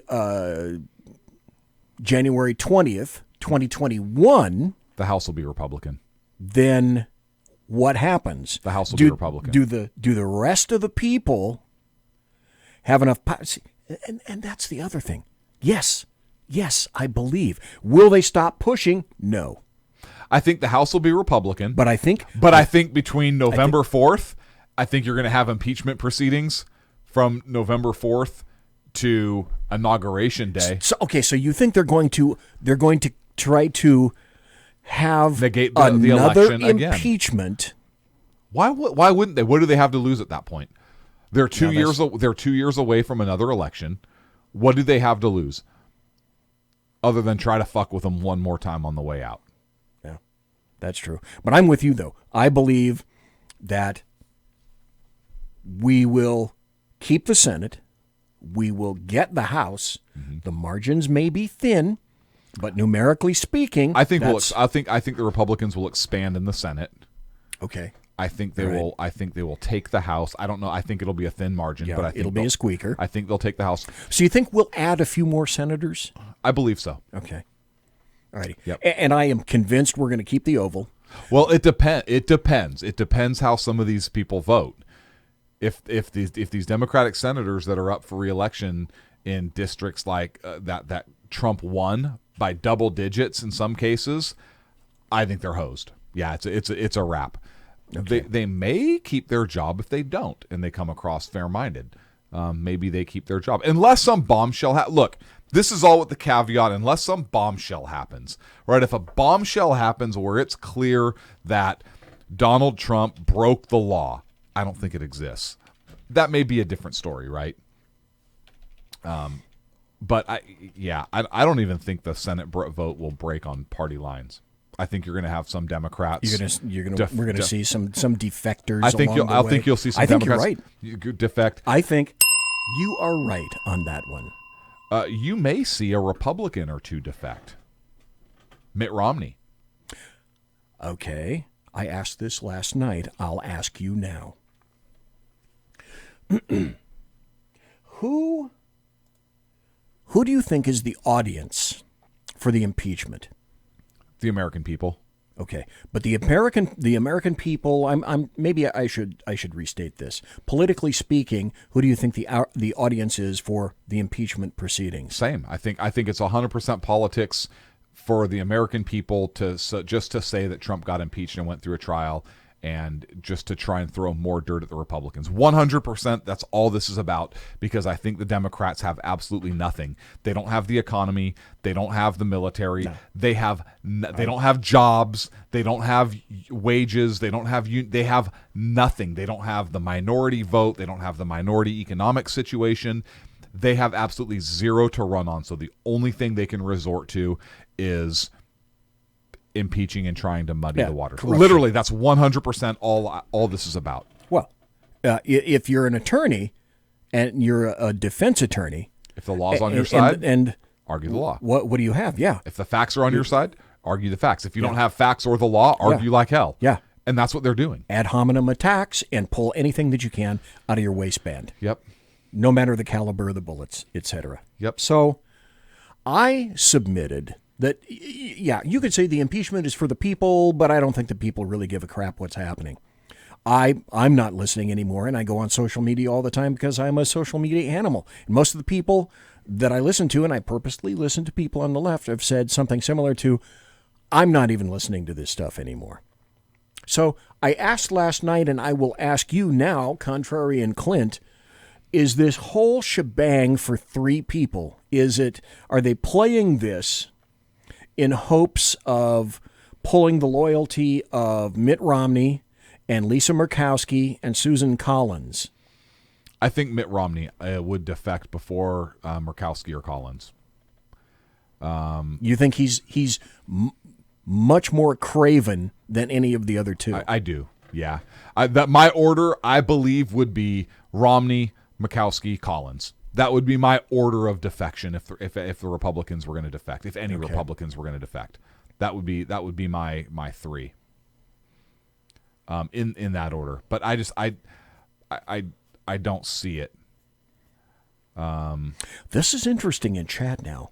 Jack Alexander says Romney's been getting a lot of heat in Utah for not supporting the president, and he also said he heard one Utah talk host say that Romney would face a recall petition if he sides for impeachment. As he should. Then that's interesting. Could Romney put his political finger in the blowing breezes and screw it up completely and not suss out what the temper of the times are in Utah? Or would he take a stand, quote unquote, just to be, like you, a contrarian and lose? Would he do that?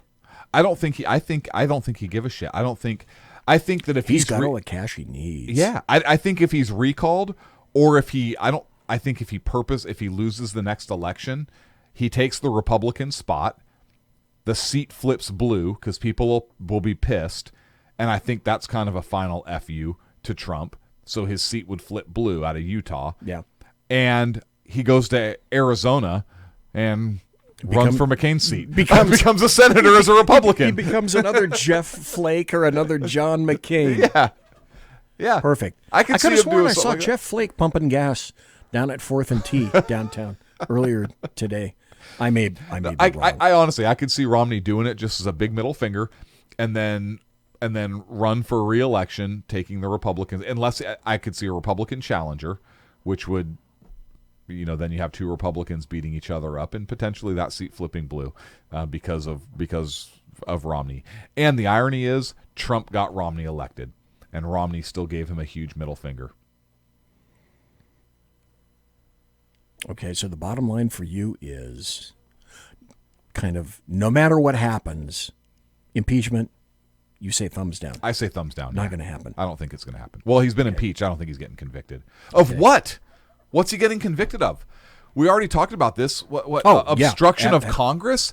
You're a separate but equal branch of government. If the president sends you a letter saying, I want all documents out of your committee, are you going to give him the big middle finger? And then is the Justice Department going to go after you for obstruction of justice? Because they actually do have the Justice Department. Here's something that we discussed before in depth, probably 4 weeks ago.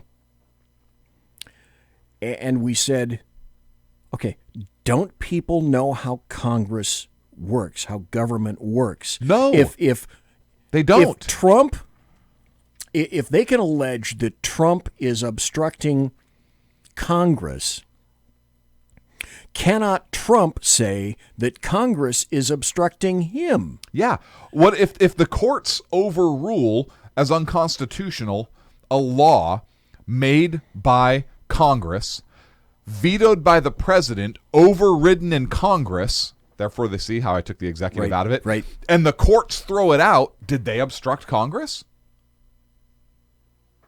And yet, my point to that is, or maybe I'll just ask you, do you find it disconcerting that argument has, I have not heard one person in D.C. make that argument? I think they're making the argument by stating executive privilege. I think that's kind of the way. They're using that phrase? I believe that's the phrase. Because I think a lot of people could understand the argument if you made it just how we made it. BZ, how many people in this country, and maybe it's just because I'm in California, but how many people in this country know how our government is supposed to work? Like, really understand how our government is supposed to work? 7%? 10? No, I mean or people. Yeah, people. Look, my niece's high school AP, so college level advanced placement, AP U.S. history textbook was Howard Zinn's A People's History of the United States.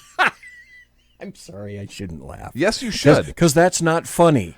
Because Howard Zinn is one of the biggest leftists of all time. Yes.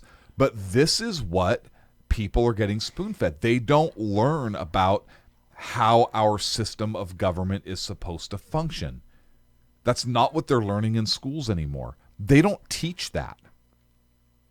There's a case coming up before the Supreme Court for school choice, and it was through the school voucher program, and you can. I heard something about that. But you mean you mean SCOTUS, right? Yes, the U.S. Supreme Court. And the crux of the case is some of the private and charter schools were religious in nature, or had religious origins to them. Right. So this law passed that, hey, you can get a voucher, and you can use this voucher to get your kid into any of these other schools, because as a parent, you have a choice to and the ability to try and get your child a better education. Well, this one mother was unable to get her kid use the voucher into this school because it was a Christian-based school. And she wanted her kid to have a good, healthy upbringing in terms of morality and all these other things to get in school, which, by the way, the Northwest Ordinance actually talked about the importance of religion and education together, and it's one of our organic documents. I digress. Yeah. Don't go there. So the state said, no, you can't use it for that. One of the courts in the state then said, okay, then you can't use the voucher program at all. And it's now gone before SCOTUS, and so the leftist on like Elena Kagan was making the argument, well, if the vouchers can't be used for anybody, then the law is being applied equally.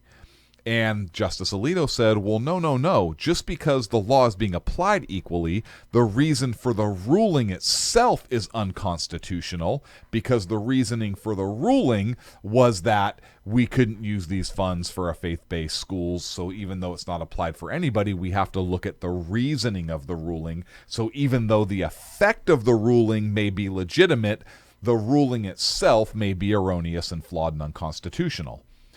So that's kind of how both of these arguments are playing out. My understanding was that the sparks were flying there for a little bit too during arguments. I believe it was, and this is going to be an interesting case. Don't know where I was going with that or why that came out, but there it is. And I don't. Oh, we were talking about SCOTUS or yeah. Oh, what people are learning in schools, right? So you're not getting. Look, schools are. First of all, I think schools are a federal issue, and I think schools are a federal issue. And I am not a big federal government thing. I think really now this is interesting. I do, and what gives us the ability to have the federal government involved in schools? I don't think controlled, but they should be involved and should be able to make some of the guidelines for standards. Yes, the Northwest Ordinance specifically talks about. You are contrarying me again. Okay, so the Northwest Ordinance, we know that is one of the organic documents of the United States, right? It had its own passage. We have the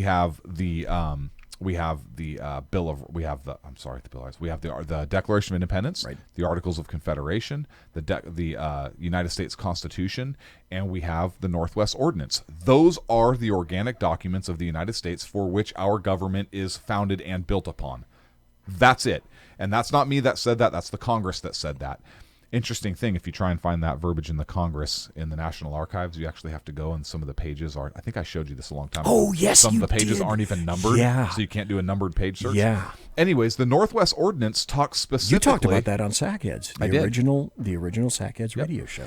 The Northwest Ordinance specifically talks about how religion and morality, those words being used very specific, being imperative, essentially, to our republic, public education shall forever be encouraged by Congress. That in and of itself gives Congress the authority and makes education a federal issue, because the education of our students, the morality of the next generation coming up is imperative to the survival of our republic.